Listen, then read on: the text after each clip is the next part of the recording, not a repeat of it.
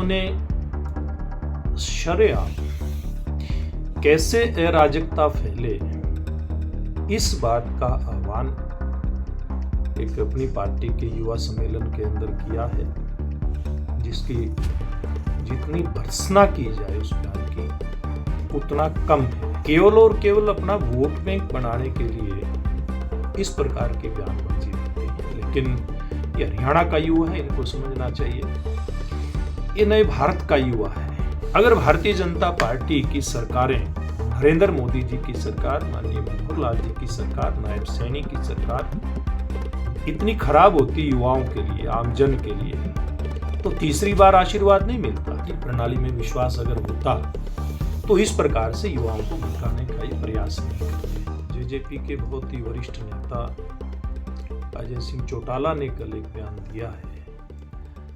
उन्होंने शरेआम कैसे अराजकता फैले इस बात का आह्वान एक अपनी पार्टी के युवा सम्मेलन के अंदर किया है, जिसकी जितनी भर्त्सना की जाए उस बयान की उतना कम है। लेकिन ये केवल एक बार की बात नहीं है। इनकी आप राजनीतिक जो इनका इतिहास है उसको उठा करके आप देखेंगे तो निश्चित रूप से एक बात समझ में आती है कि इन लोगों ने इसी प्रकार की राजनीति करने का काम किया है, जो लोगों में विद्वेष पैदा करती है, केवल और केवल अपना वोट बैंक बनाने के लिए इस प्रकार की बयानबाजी देते हैं। लेकिन ये हरियाणा का युवा है, इनको समझना चाहिए ये नए भारत का युवा है, ये नरेंद्र मोदी जी के देश का युवा है।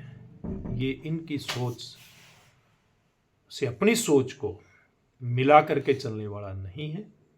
इसीलिए तो 2019 के चुनाव में इसी हरियाणा के युवा ने इनके गलत नारे और लारे में आकर के इनको 10 सीटें देने का काम किया।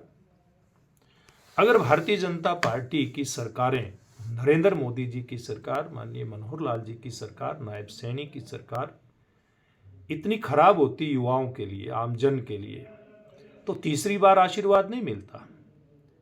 ये लोगों को गुमराह करके एक बार ये 10 सीटें जीतने में कामयाब हुए, लेकिन सरकार में भारतीय जनता पार्टी की सरकार के विरोध में आज ये जहर बोल रहे हैं, युवाओं को इस प्रकार से गुमराह करने का ये प्रयास कर रहे हैं।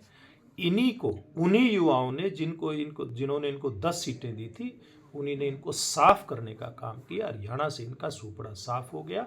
इन लोगों की सोच आज उजागर हुई है कि इनकी वास्तव में सोच किस प्रकार की है। आज युवाओं को इस प्रकार से भड़काते हैं कि जैसे श्रीलंका में, नेपाल में और बांग्लादेश के अंदर जेनजी तख्ता पलट कर रही थी, वैसे हमारी सरकार जो चुनी हुई सरकार है, लोगों ने हरियाणा सरकार को तीसरी बार, यानी कि भारतीय जनता पार्टी की सरकार को अपना बहुमत दिया है। देश की सरकार नरेंद्र मोदी जी के नेतृत्व में तीसरी बार सत्ता के अंदर आई है, उसको जनता ने चुन करके भेजा है। ये केवल भारतीय जनता पार्टी के ऊपर इनका प्रहार नहीं है, बल्कि ये आम जन जिसने भारतीय जनता पार्टी की सरकार बनाई, अपना समर्थन दे करके, ये उनका अपमान है। देश की जो जनजी है, इन लोगों को समझना चाहिए, अजय सिंह चौटाला और इनके परिवार के लोगों को, कि वो देश भारतीय संस्कृति को मानने वाला है। वो सर्वे भवन्तु सुखिने में का जो हमारा मूल मंत्र है, हमारी संस्कृति ने दिया है, वो वसुधैव कुटुंबकम की बात करने वाला युवा है। इनके अराजकता का जो माहौल ये पैदा करना चाहते हैं, इनके झांसे में आने वाला। तो क्या लगता है इस बयान से ये भी साबित होता है तांत्रिक प्रणाली में विश्वास अगर होता तो इस प्रकार से युवाओं को भड़काने का ही प्रयास नहीं करते। ये केवल और केवल डिक्टेटरशिप, जिसके बारे में हरियाणा की जनता जान चुकी है, अब ये डिक्टेटरशिप में खाली विश्वास रखते हैं। ये तो सरेआम मैं कहता हूँ कि हरियाणा की जनता जिसने तीसरी बार भारतीय जनता पार्टी को अपना समर्थन दिया, नायब सैनी को अगली बार यानी कि तीसरी बार के लिए भारतीय जनता पार्टी की सरकार बना करके मुख्यमंत्री बनाया है, ये इन सब लोगों का, हरियाणा के आम मतदाता, आम नागरिक का अपमान है और जिसका बदला मैं समझता हूँ हरियाणा की जनता समय आने पर लेती है। समझता हूँ कि भारतीय जनता पार्टी की सरकार गरीब आदमी के लिए काम करती है, पारदर्शिता से काम करती है और उसी का ये परिणाम है कि आज भारतीय जनता पार्टी की सरकार आम नागरिक के दिलों में निवास करती है।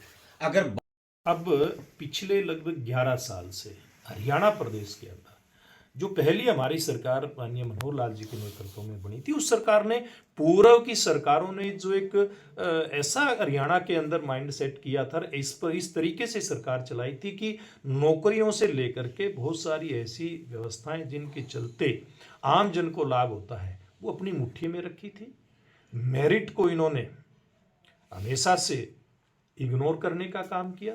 कभी मेरिट के आधार पर हरियाणा प्रदेश में युवाओं को रोजगार मिलेगा, उस समय की सरकारों की संस्कृति ने युवाओं के दिल से इस बात को पूरी तरह से खत्म कर दिया था। युवा सोचते थे जिसकी सरकार आएगी वही भर्तियां करेगा और अपने लोगों की भर्तियां करेगा, लेकिन मनोहर लाल जी के नेतृत्व में युवाओं को जो मेरिट के आधार पर नौकरी देने का काम शुरू हुआ था, नायब सिंह जी की सरकार उसको आगे बढ़ाते हुए आगे बढ़ रही है। तो इस कारण से आज युवा ठीक दिशा के अंदर जा रहे हैं। नरेंद्र मोदी जी ने अभी युवाओं को देश की मुख्य धारा में रह करके वो समाज के लिए काम करें, देश के लिए काम करें, अपने परिवार के लिए काम करें, इसके लिए उनको खेलों की तरफ झुकाव उनका हो, खेलों की तरफ मोड़ने के लिए हम सांसदों को खेल महोत्सव करवाने का आदेश किया था और देश के अंदर 290 से ज़्यादा सांसदों ने प्रथम चरण के अंदर सांसद खेल महोत्सव कराया। हर लोकसभा के अंदर खेल महोत्सव हुआ